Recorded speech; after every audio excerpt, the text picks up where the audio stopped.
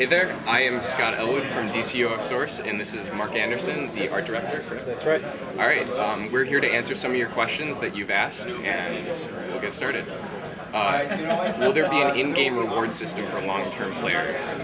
Some recent games reward players with in-game items for playing X amount of time, and the rewards get better the longer you play without being too overpowered, of course. Right.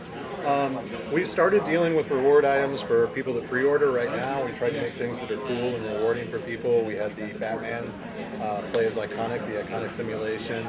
We've got things like there's a Joker balloon that has, like Joker's pistol hanging down. So we've already started dealing with some of those items. So sort of what's up to that? I mean, obviously we want to reward fan loyalty and people that are enjoying playing the game. We haven't discussed that specifically, but we are aware that that's something that's done frequently, and we do have systems for rewards that aren't completely OP that we could roll out there. So I can't say yes for sure, but it's definitely something that's on our radar. Sony Online Entertainment has had Lucas sign-offs on updates that go into Star Wars Galaxies. What kind of freedom does SOE have with DCO licenses? That's a good question. So DC, I don't know how the process actually physically worked in terms of development with Galaxies, but for us, DC's been really working with us. Like when I started an art concept or whatever, I can email it to Jim day one. It's more like working with him as a peer, and that's huge. And they've been a little bit like that with us on stories. We tried to really collaborate with those writers. Jeff has worked a lot with us, Marvel's worked a lot with us, and so we really try and lean on them. And our initial things are usually, hey, we want to do this type of thing because it works well for us in a game context. How can we add to it and how can we flesh it out? So they do sign off on everything, but it's a really collaborative thing. Like we don't have tons of stuff stacked up where we're like, oh, they won't approve this or whatever. They're basically there to watch out for the IP, to make sure that we don't try and take it too far, but they've given us tons and tons of leeway and stuff. I mean, we completely redesigned framing all of this thing. So in a story standpoint, I mean, they're just trying to make sure that we don't break any of the canon. But in terms of telling news stories, we've had, almost complete freedom to add and tell the stories that we want to do.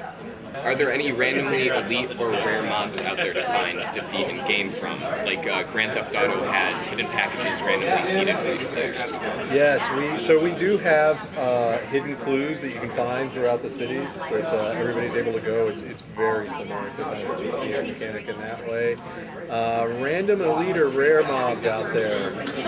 Well, I don't know. If I told you there were, maybe you wouldn't go look for them. But there's a lot of secrets. I was just talking to some other guys in the press about how do you fill up the space in the cities and everything. And one of the things is we constantly want you to see a new thing and go, can I go there? And when you can, what do you find there? And I'll just say that we've put stuff to find in all those places. Will we be able to relive epic missions like the Doomsday and Star Labs or Gorilla Grodd after we complete them? We haven't implemented it yet, but let me say that yes, we're going to do it. That's something that we really want to do. We know that players, once they do that they would like to do it again. A lot of the instances you can do it with your friends, and it's a different experience, so we want to be able to give that to them. In many old videos, you talk about secret identities. Can you say anything about that yet? Secret identities. This is another one where we understand, we had it's kind of tangential to a question somebody asked about, am I going to be able to put groups of gear together and swap into those different appearances that way? We know about it, we think it's cool, that's why we started talking about it in the first place. Right now our main focus is getting that core game in so that we can build it. So you do have the ability to switch your gear and assume a secret identity that way. Like a faux secret identity. Yeah. You do have the ability to write your own story, your own bio, and put that in terms of embracing that as a full kind of gameplay mechanic, we haven't had time for that. Can I choose to set my weapon to another part of my body as a casting point for my abilities, and set their color according to my costume? Yes. So right now, if you pick a staff, you're a staff guy. We do have some abilities, so your fireballs are going to shoot from your staff, typically, if you're a staff person. So that weapon choice enables you some amount of latitude to control, where that comes from. We do have some abilities built into the animations. You don't always use your weapon. Green Arrow doesn't always just shoot, a particular type of arrows. He's really embracing the sword lately. So we do give you some abilities that are sort of offhand abilities off your prime weapon. We do let you learn new weapons over time as well. You can unlock the other weapons over time. And there's some of the weapons too that allow you to either, the same way we do with our gear, show or hide that weapon. So if I'm a hand blast guy, I can choose to have some big sort of tech apparatus that shoots that hand blast, or it can just be innate in me and I can have bare hands, gloves, or whatever. So there's some ability there to have some control over that. Can we make costume parts and weapons glow? Or weapons glow? No, but we can, and there's lots of them that do. How does travel between cities work? Is it level locked, or do I start in Metropolis and then go to Gotham after the tour? So typically, once you pick your mentor, that's gonna pretty much predicate where you want to be in terms of the content that we're spooling up for you. You can, having said that, we don't stop you from going out and exploring at all. If you want to go over to the other city, you can. But just like in any other MMO, you're going to be crossing over content that may or may not be appropriate to your skills and abilities at that time. But right now, we don't get you from going up and down. We're still messing with that a little bit because we give that ability to you early on, and some players tend to get lost with so much area to focus on. Especially with it being 900 square blocks. Yeah, having said that, if you want to see one city or the other, there's nothing stopping you from doing some of the content in one of the cities and then saying, I want to go check out Metro, or I want to go check out Gotham. Are there any tanking powers in the Iconic Trail? Yes. Yeah. Yes. Just yes? Yes. Elaborate any? No, I'd rather have people get in beta and see what the iconic powers are. Or secondary weapons? Secondary weapons. Well, I talked a little bit about kind of the offhand thing. If I'm a bow guy, I have some melee abilities. So we do have a chance to kind of, if I'm somebody that uses a rifle, I can also punch somebody or whatever, because that's kind of the core of the superheroes. It's not like they've gotten too close, all I can do is shoot them with my rifle, now I'm done. So we do have secondary weapons in terms of kind of punching and stuff. We aren't right now doing something where you can be a cross character like Destro, in particular. Like I have a gun in one hand and a sword in the other.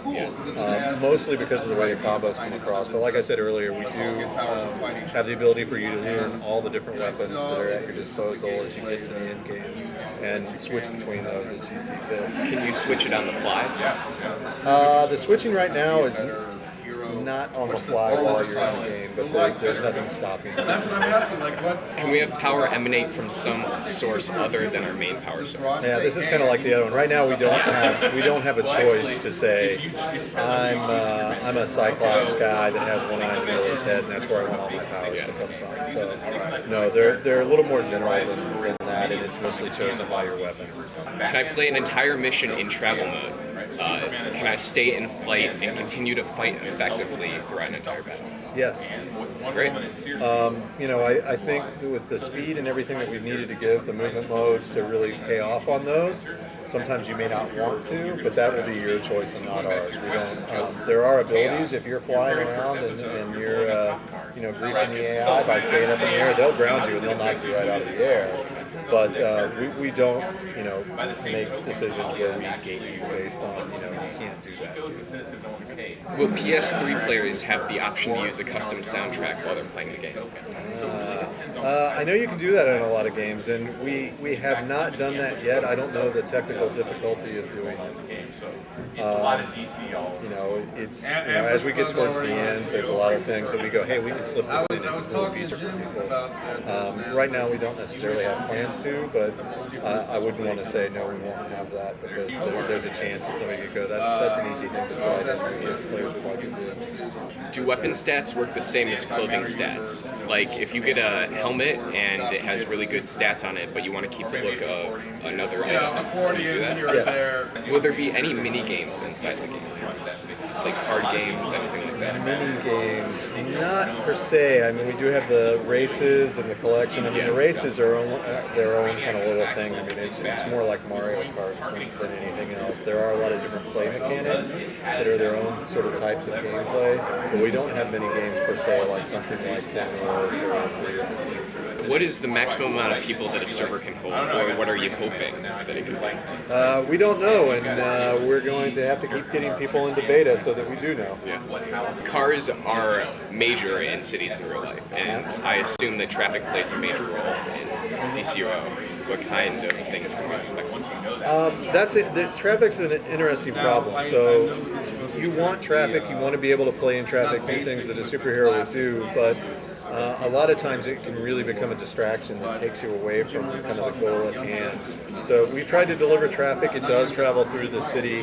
We've tried to do it so that it can sort of feed you in terms of there's interesting things to weaponize or things to crash into, things to show the power and all your abilities, but that it's not something where you're trying to accomplish some other goal and the traffic sort of so there is a full traffic system that carries the cars around, but they basically It was nice to have Mark bend them, Harvey. if you will. They're doing enhanced battle. Yes.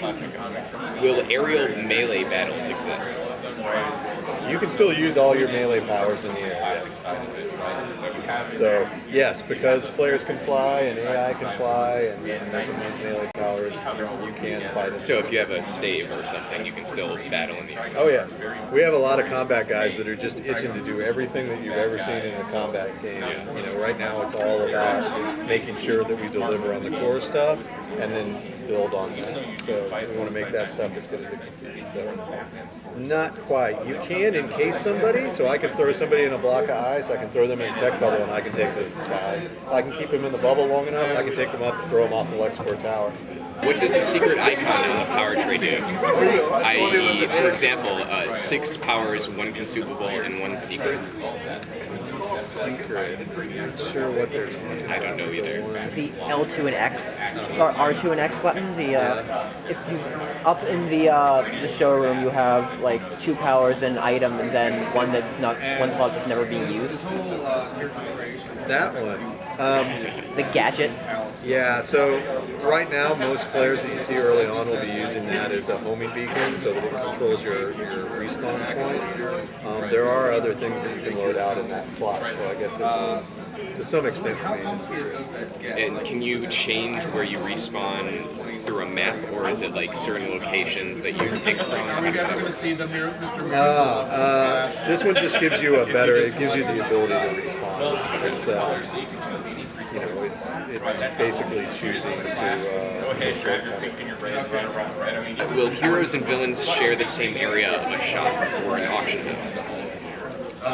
Right now they don't. Most of the auction houses and the vendors and things are in either hero or villain, safe houses or cities, Hall of Doom and Watchtower. Yeah. On top of the regular server architecture, will the PC and or PS3 utilize districting so that particular areas will only allow a small portion of players?